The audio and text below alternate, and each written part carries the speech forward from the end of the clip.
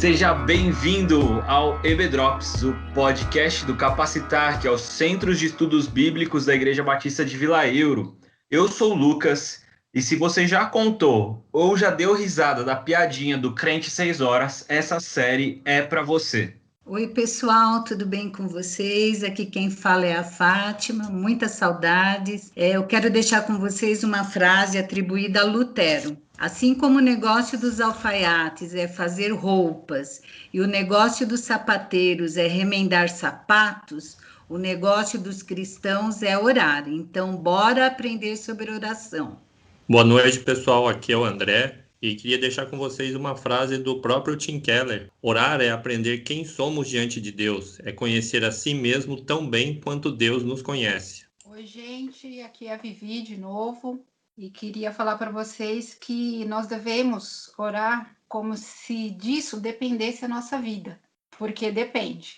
Olá, pessoal, aqui é o Ale e eu queria deixar com vocês uma frase também do Tim Keller. A frase diz que aqueles que vivem de fato um relacionamento com Deus como Pai, internamente haverão de querer orar, e, portanto, orarão ainda que nada ao redor os pressione nesse sentido. É isso aí, gente. Bom, estamos começando uma nova série, agora a série Oração. E nós escolhemos tratar desse tema porque a gente está tratando lá no canal do YouTube da nossa igreja a respeito da Bíblia, e Bíblia e oração, ela é a base de todo cristão, então nós achamos que seria interessante nesse momento a gente caminhar com esses dois princípios e essas duas disciplinas, para que de fato a gente esteja como igreja bastante embasados e bastante ligados nesses temas que nunca são temas que são desatuais, nunca são temas que perdem o lugar na vida do cristão e que, infelizmente, muitas vezes a gente acha que já conhece, a gente acha que já sabe como ler a Bíblia, a gente acha que já sabe orar e a gente vai perpetuando coisas que estão distantes, inclusive, da forma como Deus nos orienta a respeito desses dois temas. E aqui no EBDrops nós vamos tratar, então, a respeito da oração. E para a gente começar, então, a nossa série, eu queria perguntar para a Fátima, por que nós devemos estudar a oração, né? A gente sabe que a oração é algo que é essencialmente individual, que as pessoas oram ao longo do dia, em vários momentos, em várias situações,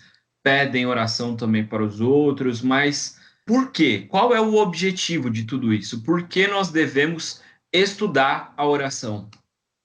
Isso é uma verdade.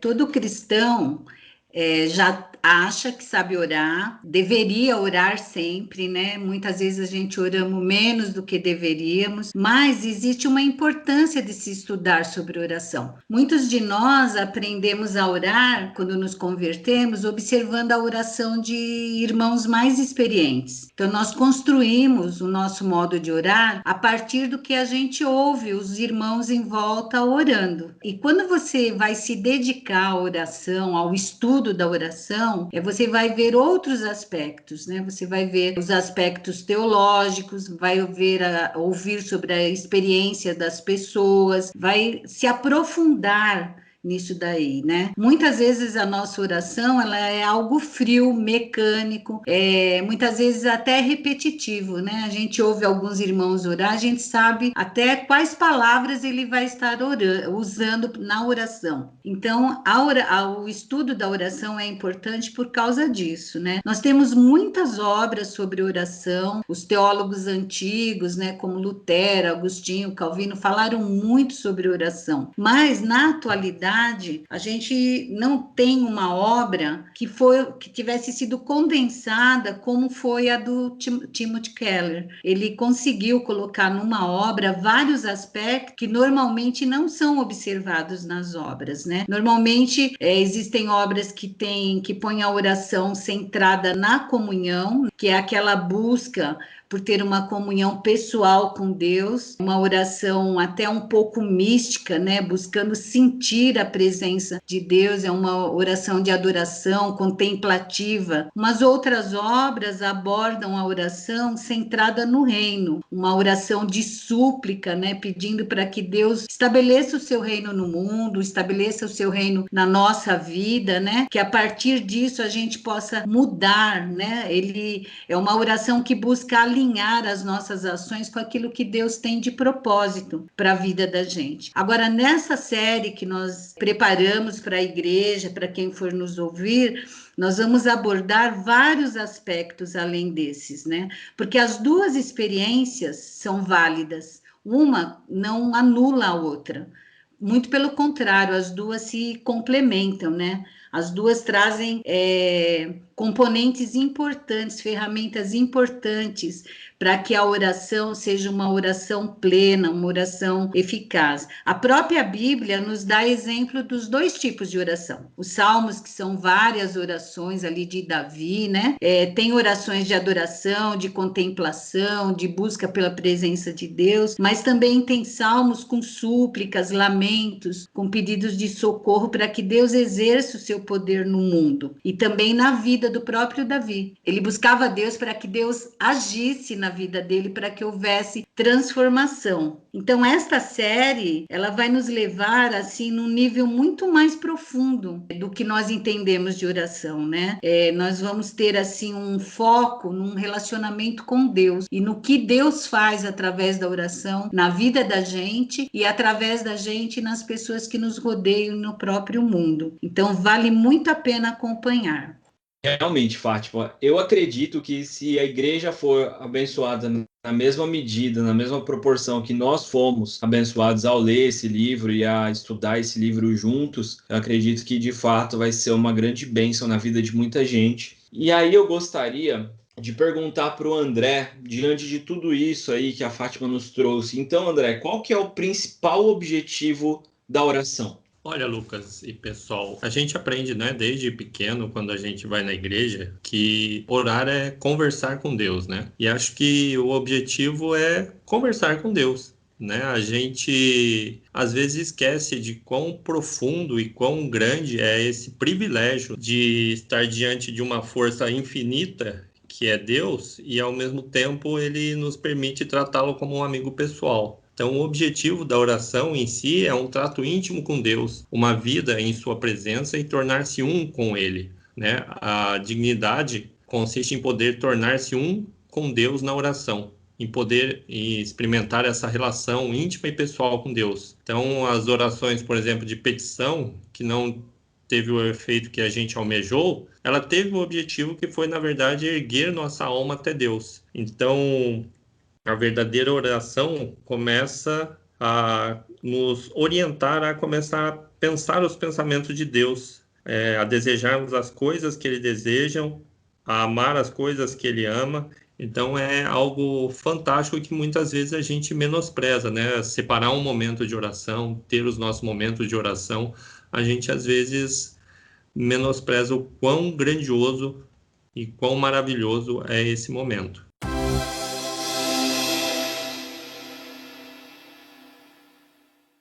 Uma coisa que o Keller aborda no texto que eu acho incrível e assim bugou a minha cabeça quando eu li, é ele dizer que a oração é a única porta para o autoconhecimento genuíno. Eu trabalho em recursos humanos e é muito forte esse tema do autoconhecimento nas organizações hoje em dia, que você precisa conhecer as suas fortalezas, as suas barreiras, para você se desenvolver, para você se relacionar, para você fluir bem dentro de uma organização e inclusive para conseguir cargos maiores, enfim, um crescimento na carreira. E se a gente pensa que Deus é o nosso Criador, Ele nos criou à sua imagem e semelhança, fica até evidente que a melhor forma de nós conhecermos a nós mesmos é estando em uma relação verdadeira, em uma relação genuína com esse Deus. E uma relação que gera diálogo. E é legal que ele fala que a oração ela é uma resposta. Então Deus inicia a conversa através da palavra, a oração é uma resposta. E também na oração Deus fala com a gente, vai moldando o nosso caráter. Então é muito interessante para mim e acho que também para todos os ouvintes pensarem a respeito da oração nessa perspectiva de autoconhecimento. E não só um olhar para dentro, mas um olhar para dentro sabendo que Deus quer mudar as coisas dentro de você para Ele desenvolver você da forma como Ele desejou, que é a forma plena, que é a forma perfeita, como a própria Bíblia nos diz, né, que a vontade dele é perfeita, então a vontade dele para nós é a nossa melhor versão. E se a gente está procurando a nossa melhor versão, a única forma da gente chegar verdadeiramente a essa nossa melhor versão é num diálogo constante, verdadeiro, puro, genuíno e permitir-se ser transformado por Deus através da oração. Isso é muito legal, isso mudou a minha perspectiva de fato em relação à oração. Mas eu queria trazer o Alexandre aqui para a conversa para a gente desenvolver um pouquinho mais a respeito da questão de como a gente faz para entrar nessa conversa genuína, né? A oração, ela é ao mesmo tempo uma disciplina espiritual, ela é uma doutrina, ela é mandamento, mas a gente tem muita dificuldade em orar. Eu queria saber do Alexandre se isso é normal, e se é normal, o que a gente deve fazer para chegar nessa comunicação plena com Deus. Então, Lucas, isso é muito mais normal do que a gente pensa, sabe? Uma das coisas que acontecem, isso é uma questão prévia, é que a gente é ensinado, cara, a gente é direcionado para que a gente não mostre os nossos pontos falhos, a gente não mostre nossas fraquezas, as nossas vulnerabilidades. Uma outra coisa que acontece, a gente é totalmente direcionado para mostrar só a nossa parte exterior, as nossas conquistas intelectuais, profissionais, financeiras. A gente é pressionado a apresentar uma série de resultados que possam ser apreciados por outras pessoas. Por outro lado, assim, quando a gente para pensar, assim, quando a gente fala em conexão profunda, quando a gente fala em conexão duradoura, a gente parte do pressuposto de relacionamentos que eles ousam assumir a sua vulnerabilidade. Entendeu? É uma coisa meio bizarra que você fala o seguinte: a gente é ensinado para ter todo um caminho, mas você descobre, na verdade, quando você tem um relacionamento gostoso dentro do seu casamento, ou uma amizade de longa data, você percebe que aquele seu amigo de longa data não é um amigo que conhece os pontos fortes, mas é um amigo que sabe todas as mancadas que você deu e que te ama desse mesmo jeito. É o seu esposo ou a sua esposa, apesar de você ser você quem você é, ainda olha para você e dá um sorriso de manhã. Então, apesar de tudo aquilo que a gente conhece, a gente descobre que uma conexão profunda e duradoura exige que você tenha uma certa vulnerabilidade. Quando a gente conversa com Deus, muitas vezes a gente não quer expor essas vulnerabilidades. Aquilo que o André estava falando, que a gente aprende que orar é falar com Deus, né? A gente vem e fala com Deus, mas como é que a gente fala? A gente pede, pede, pede. A gente não conversa. E quando você quer orar de verdade, quando você quer sentir a presença de Deus de verdade, isso é necessário. É necessário que você comece a se expor na presença do Senhor. É necessário que você tenha essa coragem de, literalmente, se desnudar, de expor a sua intimidade na presença de Deus. E muitas vezes falta coragem para isso. A Fátima comentou no começo, hoje, né, que esse livro é um livro muito bom, mas, ao mesmo tempo, a leitura dele, para mim, foi muito doída, porque muitas vezes ele expôs verdades que eu não estava disposto a ouvir naquele momento. Ele expôs coisas inconvenientes sobre a forma como eu estava conversando com Deus, que me assustaram. E eu fui obrigado a repensar muito da minha vida de oração durante esse processo. E sabe de uma coisa? O autor estava lembrando também para a gente que você pode orar de uma forma biblicamente correta, você orar tecnicamente de uma forma adequada, mas sabe, não dá para você disfarçar a intimidade com Deus. Você não consegue disfarçar uma intimidade com um amigo seu. Ou você é amigo dessa pessoa, ou você não é. Ou você tem intimidade com seu cônjuge, ou você não tem. Isso não tem meio termo. E fica fácil da gente perceber na nossa oração pessoal, na nossa oração pública, quando a gente está conversando com Deus ou quando a gente só está falando para Ele. E sabe de uma coisa assim, nesse caminho de oração, uma outra coisa que o autor nos chama, e também é uma coisa que eu percebo na minha prática de oração. Tem momentos que eu estou orando e eu sinto como se Deus estivesse aqui do meu lado. Tamanha presença de Deus que eu sinto.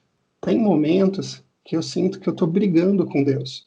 Quando eu não estou conformado com uma situação, eu brigo e batalho com Deus. E eu falo, Deus, isso não está certo que isso aconteça. Eu não aceito esse propósito, esse desígnio que você tem para a minha vida.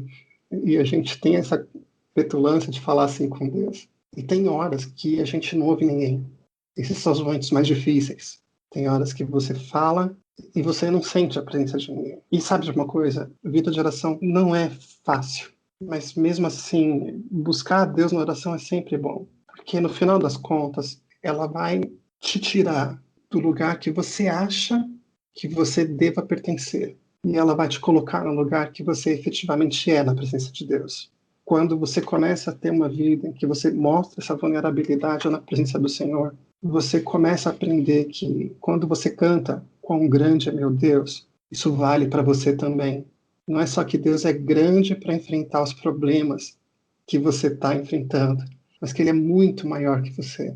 A oração, por ser um relacionamento, ela exige um esforço da nossa parte. Não é uma coisa que acontece natural. E como todo relacionamento, a intimidade é um processo, e é um processo longo, né? Então você tem que aliar o esforço e a paciência de se chegar aonde você quer, nesse nível de intimidade tão linda, né? De você se assentar para orar e às vezes não precisar nem falar nada, né? O próprio Deus, através do Espírito Santo, ministrar na tua vida e você ouvir de Deus coisas que você não precisou nem abrir sua boca para falar.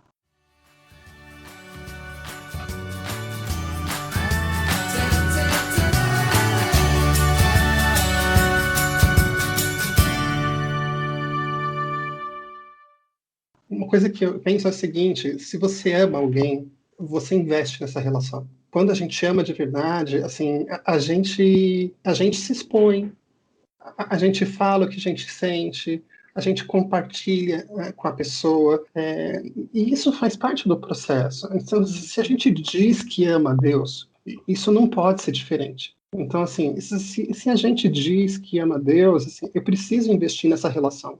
E Com certeza. parte desse processo de investir nessa relação está no caminho da oração, né? Está nessa jornada de oração. E também parte desse processo está no fato de que eu não minto para o meu amigo. Eu não disfarço quem eu sou para os meus amigos. Assim, eles têm que me conhecer do jeito que eu sou. E se eles forem meus amigos, eles vão me aceitar, apesar de eu ser quem eu sou, e vão me ajudar a melhorar naquilo que eu tenho que melhorar. Então, eu não tenho como chegar para Deus na minha oração e fazer de conta que eu sou uma pessoa que eu não sou. Então, o problema que acontece é que muitas vezes, assim, no nosso caminho de oração, a gente não se dá essa liberdade de falar de fato com Deus, de conversar de fato com Deus. E é isso que a gente está querendo provocar, assim, que a gente foi provocado nessa leitura e que a gente está querendo falar com vocês que estão ouvindo aí a gente. O Ziel Machado falava nas aulas de prática do pastorado que não existe verdadeira comunhão entre personagens. Se você está fazendo um personagem na igreja, você não está tendo comunhão verdadeira com as pessoas, porque só existe comunhão verdadeira entre pessoas. Mas eu acho que a gente pode trazer esse princípio também para o relacionamento com Deus, né? Só vai haver comunhão verdadeira com Deus quando nós estivermos verdadeiros em Deus, despidos mesmo, né, de todo e qualquer orgulho, enfim, qualquer coisa. E aí, eu acho que é importante para a gente ter como referências, não só o Tim Keller, né, mas a gente ter outras grandes referências que a própria Bíblia nos traz. E aí eu queria ouvir da Vivi, então, quais exemplos bíblicos que a gente tem, que a Bíblia nos traz para nos ajudarem nessa caminhada, nessa longa jornada da oração. A Bíblia inteira é permeada de exemplos. Na verdade, a oração ocupa um local central na palavra de Deus, né? Porque a gente tem aprendido aqui com esse livro que a oração é uma resposta humana, né? À voz de Deus. Então, é como nós respondemos dentro desse relacionamento que vocês citaram aí muito bem. Eu gostaria de comentar sobre Paulo, né? Um dos grandes exemplos aí para nós, né? Paulo, ele vivia numa época de muitos perigos, né? Muitas dificuldades. Foi bastante perseguido, preso, todo mundo sabe. E, no entanto, se a gente fizer um apanhado das orações de Paulo, a gente vai perceber que o foco principal da oração de Paulo não é a transformação das circunstâncias. Interessante isso, né? Que a vida dele, a nossa vida é muito mais confortável do que a que ele teve, e, no entanto, na maioria das vezes, o foco das nossas orações é justamente isso, a transformação de circunstância, né?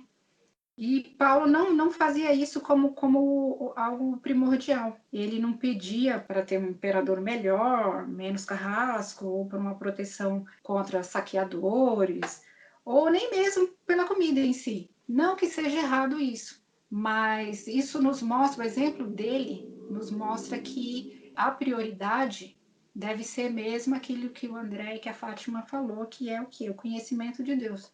Buscar essa intimidade através do conhecimento de Deus. Esse conhecimento vai trazer o quê? Um fortalecimento espiritual para que aí sim você enfrente qualquer circunstância. Tanto que Paulo fala, né, que tudo posso naquele que me fortalece. Tudo posso o quê? Enfrentar, né? Tudo posso suportar. Seja algo bom ou ruim, tudo eu posso porque eu estou fortalecido através do conhecimento de Deus que eu alcancei numa intimidade com Ele nas minhas orações.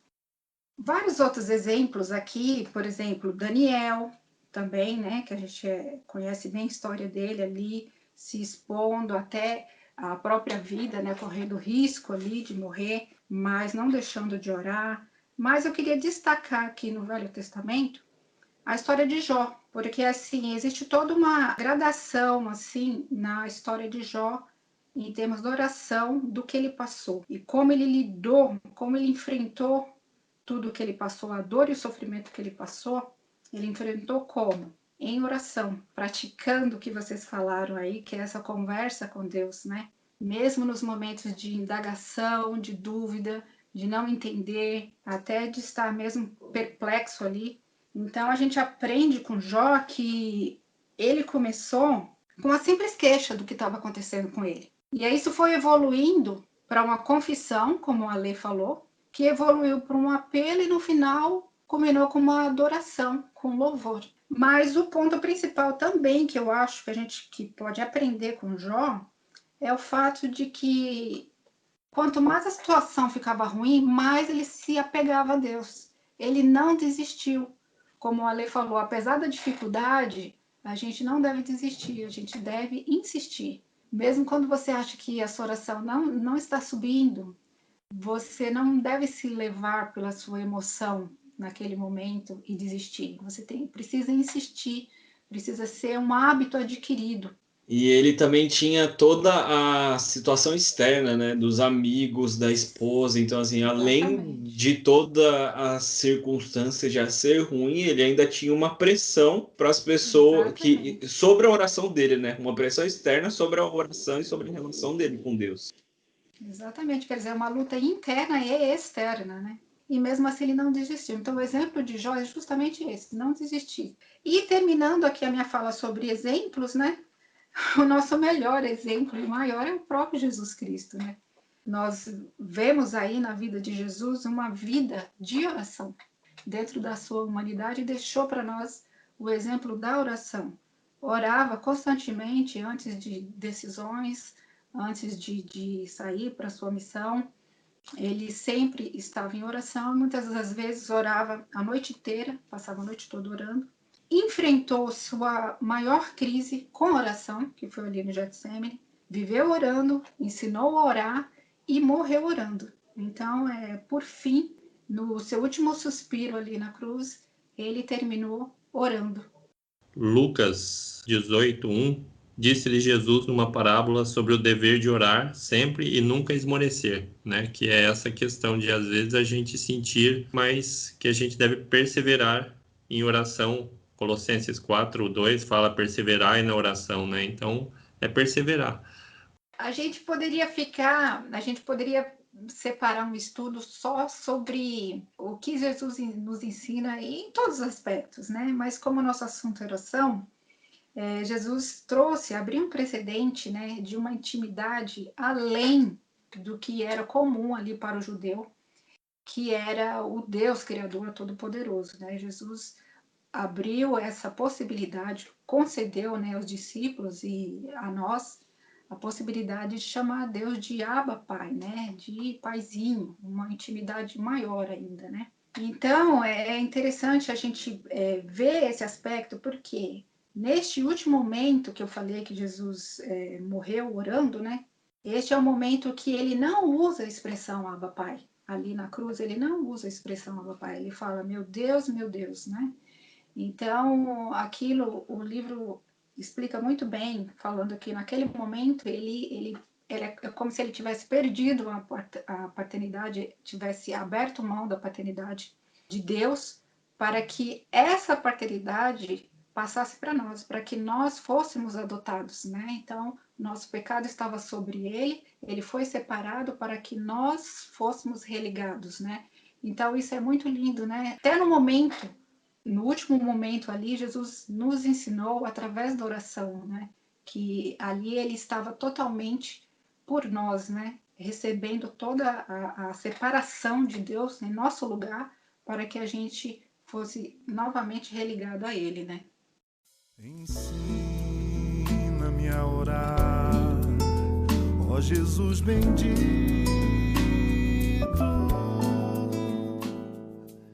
Isso é lindo. Foi lindo mesmo. Arrepiou. Nós temos o livro de Salmos como uma grande referência de poesias, de músicas e também de orações ao Senhor. Então a gente vai ao longo dessa série sempre terminar o episódio lendo um salmo. Então antes da Fátima ler aí o salmo para a gente finalizar, eu gostaria já de pedir para que você voltasse semana que vem. Nós vamos falar a respeito dos tipos de oração. Existem tipos de oração, será? E como será que fica esse negócio de oração? Será que Deus só ouve oração de quem é crente evangélico batista da Convenção Batista Brasileira, de preferência da Associação Batista do ABC? Ou será que ele aceita a oração de outras pessoas? Como que dá essa questão da relação da oração com Deus? Então, volte aqui semana que vem para a gente continuar nesse tema. E aí eu queria pedir para que a Fátima terminasse então o nosso episódio lendo o Salmo 25. Se você quiser acompanhar, abrir sua Bíblia, o seu celular, esse é um salmo atribuído a Davi e ele revela a confiança que o grande rei Davi tinha com Deus, né? Ele tinha um relacionamento pessoal com Deus, né? Não era um envolvimento mecânico, ele realmente confiava em Deus. Então vamos lá, Salmos 25. Ó Senhor, a ti entrego minha vida. Confio em ti, meu Deus. Não permitas que eu seja envergonhado, nem que meus inimigos se alegrem com minha derrota. Quem confia em ti jamais será envergonhado, mas os que buscam enganar o próximo serão envergonhados. Mostra-me o caminho certo, Senhor. Ensina-me por onde devo andar. Amém. Amém. Amém.